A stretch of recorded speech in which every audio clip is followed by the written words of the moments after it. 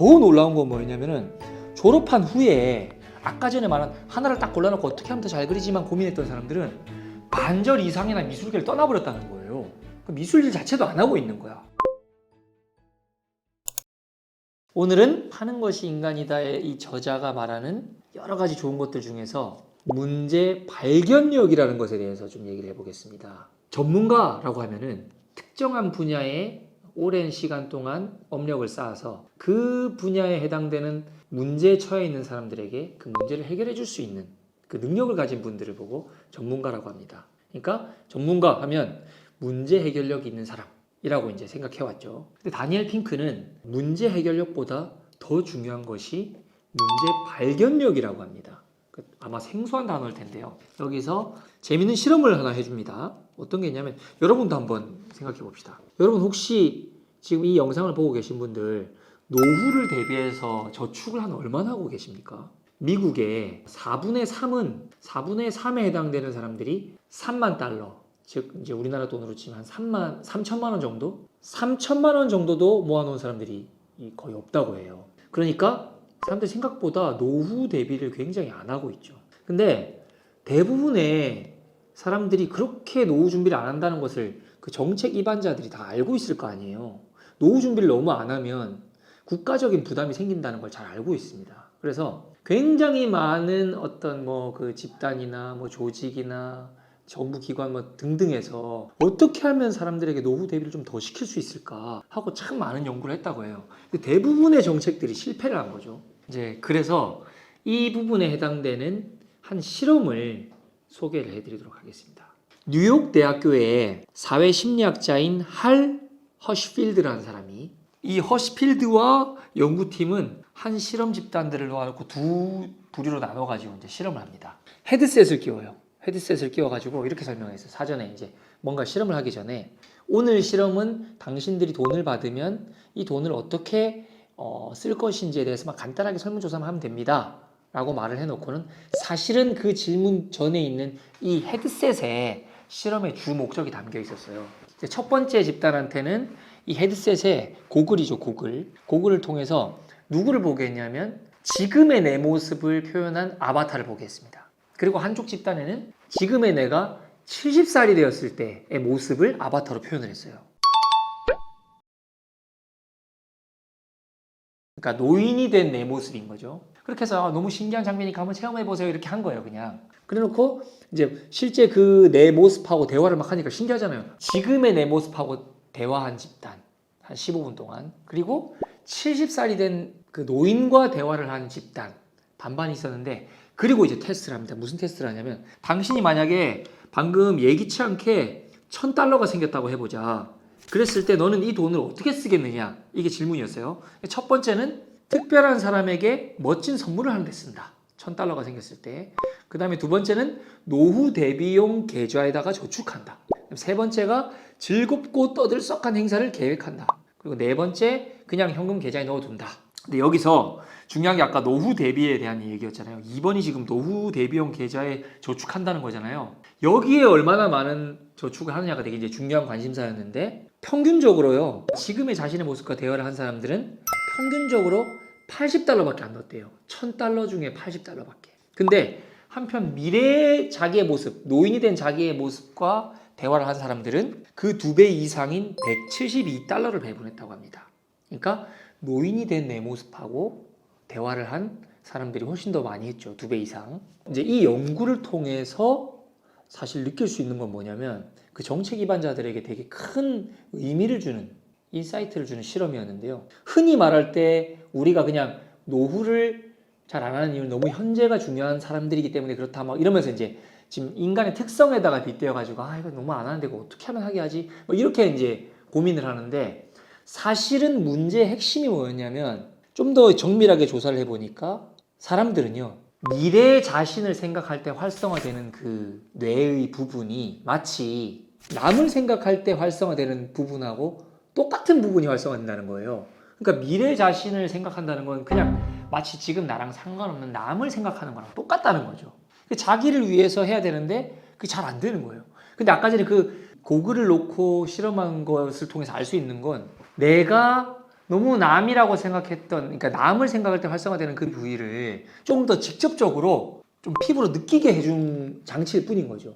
그러니까 진짜 문제의 핵심은 사람들이 미래 자신을 생각할 때 남을 생각하는 것처럼 하니까 관심을 아예 안 갖는다. 그러니 좀 더 관심을 가지려면 좀 더 관심 가질 만하게 자극적인, 아까 마치 그 노인으로 아바타를 바꿔갖고 얘기하게 한 것처럼 더 직면하게 해야 된다. 노후의 내 모습과 나를. 이게 중요하다. 이러면 이제 어떻게 하면 내 모습을 좀 더 직접적으로 느끼게 할까라고 이제 질문을 몰아가면 된다는 거죠. 그래서 다른 사람을 움직이는 핵심적인 능력이 문제의 해결력이 아니라 문제를 발견하는 것이다 라는 말을 하고 싶었던 겁니다. 그러니까 어떻게 하면 사람들한테 더 좀 노후 저축을 많이 하게 하지? 흔히 이렇게만 생각하잖아요. 근데 그게 아니라 왜 사람들은 자꾸 노후 저축을 안 하는 걸까? 이렇게 중요한 건데 도대체 문제가 뭐지? 하면서 문제를 찾다 보니까 우리가 알지 못했던 어떤 부분을 찾은 거잖아요. 그러니까 문제를 제대로 된 문제를 찾아내서 발견해내야지만 그것을 해내도 의미가 있다는 거죠. 강조 포인트? 이제 실제적인 사례를 한번, 저도 경험했던 사례를 한번 얘기해 보면, 제가 학교에 있었잖아요. 이런 적이 있었습니다. 국어 점수가 너무 낮은 애가 있었어요. 그래서 걔는 문제 해결하려고 어떻게 하면 국어 점수를 올릴 수 있지? 라고 생각한 거죠. 그래가지고 어디선가 조언을 얻었는지 갑자기 얘가 문제집을 이만큼 사온 겁니다. 그래서 정말 열정적으로 국어 문제집 많이 풀었어요. 방학 내내 문제집을 아마 한 6권 풀었던 것 같아요. 언어 영역 문제집만. 근데 이 친구가 그렇게 열심히 했는데 막상 모의고사를 봤는데 점수가 똑같은 거예요. 물론 열심히 한다고 바로 오르지는 않습니다. 국어라는 게. 근데 그렇게 열심히 했는데 점수가 조금이라도 안 오르니까 너무 좌절을 하잖아요. 그래서 상담을 했어. 너 도대체 국어 뭐 어떻게 공부했냐면 이제 보면서 그럼 내가 국어 좀 도와줄게 하고 문제 푸는 걸 보니까 얘가 정말 심각한 문제가 있더라고요. 어떤 문제가 있었냐면 국어 문제집 이렇게 풀었던 거예요. 6권을 푸는데 1부터 끝까지 쫙 그냥 일단 다 풀어. 무조건 다 풀어요. 풀기만 해요. 그 다음에 2권 또 바로 2권부터 또 2권 다 풀고 총 6권을 다 푼 다음에 한 번에 다 채점을 한 거예요. 한 번에 다 채점한 다음에 이제 틀린 것에 대해서 오답 정리를 했다는 거죠. 근데 그 공부할 때 보면요. 이런 거예요. 여러분도 아마 잘 옛날 생각을 한번 해보시면은 문제지를 풀고 나면 꼭 이런 거 있지 않습니까? 2번이 답인가 4번이 답인가 막 헷갈린단 말이죠. 근데 난 막 헷갈려가지고 2번을 할지 4번을 할지 헷갈리다가 그냥 2번을 찍은 거예요. 그렇게 해서 만약에 맞았어요. 정답은 2번이 맞았지만 사실은 그 학생이 꼭 짚고 넘어가야 되는 건 뭐냐면 4번이 왜 틀렸는지도 알아야 되거든요. 근데 그 기억이 이게 그렇게 오래 가지 못합니다. 내가 지금 이 11번 문제를 풀고 있는데 한 25번까지 막 풀고 나도 잘 기억날까 말까인데 한 권 다 풀고 나면 내가 틀렸던 거 그거 내가 이거 왜 2번이라고 했는지 조차도 생각 안 날 수도 있는 거거든요. 그래서 왜 이제 메가스터디든 이투스든 모든 그 강사들 다 똑같이 얘기해요. 모의고사 치는 날 바로 그냥 가서 시험 끝났으니까 오늘 놀자 이렇게 하지 말고 반드시 오늘은 오답 정리를 하고 그리고 다음날 차라리 놀으라고 얘기해요. 왜냐면 그 기억이 남아있을 때 내가 오답으로 갔던 그 잘못된 루트가 남아있을 때 이 부분에 내가 이 질문을 했을 때 사고 과정이 이렇게 갔는데 이게 아니라 이렇게 갔어야 되는 거를 이게 왜 틀렸는지 알고 이게 맞다는 걸 다시 배워야 그게 제대로 된 피드백을 받으면서 실력이 느는 거잖아요. 그러니까 제가 그 친구하고 얘기하면서 놀란 게 국어를 정말 열심히 했는데 문제집도 많이 풀었는데 틀렸다고 걔는 얘기했는데 가만히 생각해보면 걔는 문제를 엉터리로 풀었던 거죠. 잘못된 문제가 하나 더 내재되어 있었던 거예요. 그러니까 문제를 발견하고 한 다음 그다음부터 얘기했어요. 야, 너 이제부터 문제집 풀 때 10개 이상 절대 연속해서 풀지 말아라. 10개까지 풀고 그 다음에 바로 틀렸던 거, 별표 쳤던 거, 헷갈린 거 다 별표 쳐놓고 막 맞은 것만 막 크게 동그라미 치고 애들 그러거든요. 틀린 거 싫어가지고. 그러지 말고 맞고 안 맞고가 중요한 게 아니라 지문 1, 2, 3, 4, 5 중에 2번, 4번이 헷갈렸으면 4번이 왜 아닌지도 알아야 된다. 그러면 그 옆에다 오답 정리 같이 써라. 이렇게 해서 공부를 했거든요. 그러니까 진짜 점수가 오르기 시작하더라고요. 제대로 된 문제를 발견했을 때 오른다는 겁니다. 다니엘 핑크는 그 얘기를 하는 거예요. 강조 포인트?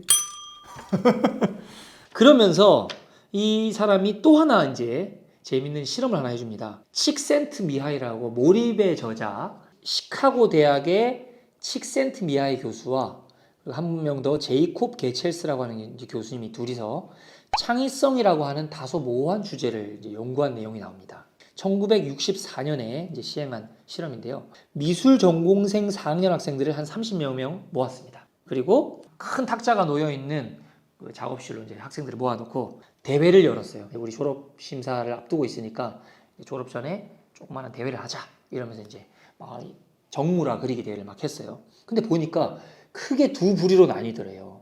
어떤 부류는 이렇게 한 거예요. 몇 개 이제 딱 고른 다음에 예를 들면 사과랑 뭐 그림이 몇 개 있을 거 아닙니까? 몇 개 이제 탁자 위에 올려놓고 이걸 어떻게 하면 더 잘 그릴까만 이제 하는 사람이 있었어요. 어떻게 하면 더 잘 그릴까? 잘 기억하세요. 그렇게 생각하면서 한 겁니다. 이건 뭐예요? 관점이. 문제 해결의 관점이죠. 근데 한 반절 정도는 어떻게 했냐면 계속 이것도 올렸다가 뭐 저것도 올렸다가 그 공간 내에 있는 여러 물건들을 계속 만져가면서 뭐를 그릴까? 어떤 물건을 이 대상으로 할까? 그래서 상당히 고민했던 거예요. 처음에 이제 그리기 전에. 하나를 정해놓고 계속해서 이렇게 막 어떻게 하면 더 잘할까라고 생각했던 사람들 반. 그 다음에 딱 계속해서 골면서 도대체 뭘 고를지를 몰라가지고 한참 고민했던 사람들. 근데 결과는 누가 더 잘했을까요? 제가 놀랍게도 그냥 이 얘기만 들으면 보통 이쪽이 더 잘할 것 같잖아요. 어떻게 하면 더 잘할까? 되게 심플하게 질문도 모아졌고. 그런데 그 어떤 정물화 그림 자체에 대한 평가보다도 이제 칙센트 미하이 교수가 추적해서 계속해서 그 둘을 나눠가지고 졸업한 후에도 어떻게 되는지를 이제 이런 걸 보고 보면 뭐 종단 연구 뭐 이렇게 말합니다. 동일한 대상이 시간의 흐름에 따라서 계속해서 추적해서 조사하는 걸. 그렇게 연구를 했는데 너무 놀라운 게 나타났었던 게 그 당시에 다른 점수는 모르겠는데 일단 창의적인 면에서 이쪽이 훨씬 높았어요. 이쪽은 아까 말씀드린 대로 그 무엇을 고를지를 되게 고민했던 대상을 정하기까지 되게 오래 걸렸던 그쪽 집단이 훨씬 창의성이 높았는데요. 더 놀라운 건 뭐였냐면은 졸업한 후에 아까 전에 말한 하나를 딱 골라놓고 어떻게 하면 더 잘 그리지만 고민했던 사람들은 반절 이상이나 미술계를 떠나버렸다는 거예요. 미술 자체도 안 하고 있는 거야. 그리고 미술 분야에 내에서도 이렇게 화가로서 크게 성공을 이룬 사람이 별로 없었다는 거예요. 근데 이쪽에서 고민을 하던 사람들 있잖아요. 아까 전에 내가 뭘 그리지라고 이제 이것에 계속해서 고민했던 사람. 그런 사람들이 훨씬 화가로서도 크게 성공한 사람이 많았고 또 예술가로서도 이게 만족도도 되게 높은 삶을 살았다고 합니다. 그러면서 이제 이분이 발표한 내용은 뭐냐면 문제를 잘 해결해 내는 능력 자체는 사실은 아까 전에 똑같이 이런 문제를 어떻게 하면 잘할까라고 고민을 했는데 문제를 진짜 잘 해결하려면 문제를 진짜 잘 찾아내야 된다. 그게 정말 중요하다라고 말을 했습니다. 그래서 아까 전에 왜 말씀드렸잖아요. 뭐 일부 학자들은 이렇게 칙센트 미하이 교수 연구 결과를 보면서 뭐 너무 모호하게 말장난하는 거 아니냐, 발견이냐, 뭐 해결이냐 이게 결국은 비슷한 범주에 있는 건데라고 했는데 이 칙센트 미하이 교수의 실험이 알려주는 거는 진짜 문제를 잘 해결하려면 딱 너무 질문 하나를 정해놓고 그것만 자꾸 고민할 게 아니라 사실 다양한 문제의 가능성을 열어놓고 찾는 노력도 할 필요가 있다는 거죠. 이거 되게 중요한 것 같아요. 저 마케팅하는 사람이잖아요. 근데 이런 경우가 있었습니다. 그 왜 보통 보면 홈페이지에 보면 밑에 상담 신청하기가 남아 있잖아요. 그 이제 CPA 마케팅이라 그래가지고 이런 걸 뭐 이런 건 너무 복잡하니까 설명하기 힘들지만 그러면 많이 상담 문의가 많이 오면 많이 올수록 돈을 많이 받는 거죠. 광고 대행사는. 그런 류의 광고를 진행하려고 이제 미팅을 막 했어요. 미팅해갖고 보니까 이제 얘기를 들어보니까 수많은 광고에다가 여기저기다 많이 맡겨봤는데 DB가 안 들어온다는 거예요. 상담 문의가 아무리 돈을 많이 써도 DB가 거의 안 들어오고 DB가 아예 빵기였다는 거예요. 이전 광고회사가. 그래서 제가 들어봤을 때 아무리 그래도 그렇지 광고회사에다가 돈을 썼는데 어떻게 빵기가 나올 수가 있지? 그럼 사실 사기를 당한 건가? 라고 생각하면서 제가 인터넷 봤는데 그것도 아니더라고요. 노출이 꽤 되어 있더라고요. 그래서 그냥 그럴 리가 없는데 하고 이제 그날 같이 얘기하면서 이래저래 하다가 그래요? 하고는 내가 이제 혹시나 진짜 만에 하나 몰라가지고 제가 어떤 랜딩 페이지에다가 상담 문의를 남겨봤어요.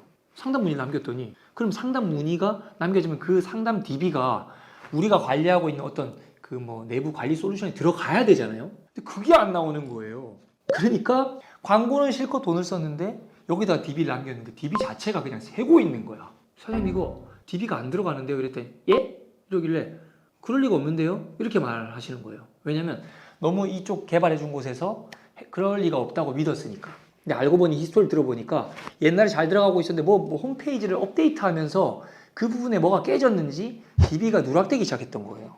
그러니까 그냥 단순하게 잘 만들어놨고 이걸 많이 광고만 하면 DB가 많이 들어올 거라고 생각했던 그 관점 자체가 내가 어떻게 하면 DB가 많이 들어올 수 있을까 막 이렇게 그냥 한 군데만 꽂혀가지고 하다 보니까 그런 문제가 생긴 거잖아요. 도대체 왜 안 오는 거지? 문제가 뭐야? 막 이러면서 되게 다방면적으로 테스트 해봤다면 그 너무 기본적인 건 알 수 있었잖아요. 그래서 이분이 말하는 게 그런 관점에서의 얘기입니다. 강조 포인트? 여러분도 이 영상 보시는 분들 중에서 아마 이렇게 많이 할 거예요. 어떻게 하면 뭐뭐를 할 수 있을까? 이 질문 자체는 좋습니다. 좋은데 내가 어떻게 하면 뭐뭐를 할 수 있을까라고 하는 그 질문을 한 최상위 목적이 있잖아요. 그 목적을 이루기 위한 여러 가지 문제의 가능성이 있다는 것을 생각해 보시라는 말씀입니다. 아시겠죠? 그래야지만 진짜 제대로 문제를 해결할 수도 있고, 이제 이분은 타인을 움직이는 진짜 강력한 힘은 이제는 단순히 문제 해결이 아니라 전문가답게 상대방이 못 보고 있는 문제를 발견해 주는 게 더 중요하다고 얘기를 해요. 보통은 이거 어떻게 해요? 이러면 요건 이렇게 하시면 되고 저렇게 하시면 되고 답을 주려고 하는데, 그것보다 사실은 되게 복합적인 문제가 많으니까 그 중에서 못 보고 있는 문제들을 찾아주는 거지. 그게 더 전문가가 아니냐. 그리고 그런 전문가가 옛날보다 훨씬 더 사람들을 더 많이 움직일 수 있다. 사실 깊은 이야기가 있는데, 그게 정보 비대칭 사회에서 이제 정보 대칭 사회로 가고 있는 이 사회적인 배경도 한몫한다고 하거든요. 그거는 제가 또 다음 영상 때 설명드리도록 하겠습니다. 이상 이 선생이었습니다. 오늘은 문제 해결 주제 옆에 뭐가 문제일까 또 꼭 메모하셔가지고, 내가 단순히 너무 이 문제에 너무 심하게 빠져가지고 마치 아까 그 그림하는 사람들처럼 그러고 있는 건 아닌지, 정보를 딱 빨리 골라놓고 어떻게 하면 잘 그렸지만 계속 그것만 하고 있는 건 아닌지 한번 생각해 보시면서 하루를 마무리하셨으면 좋겠습니다. 감사합니다. 이 선생이었습니다.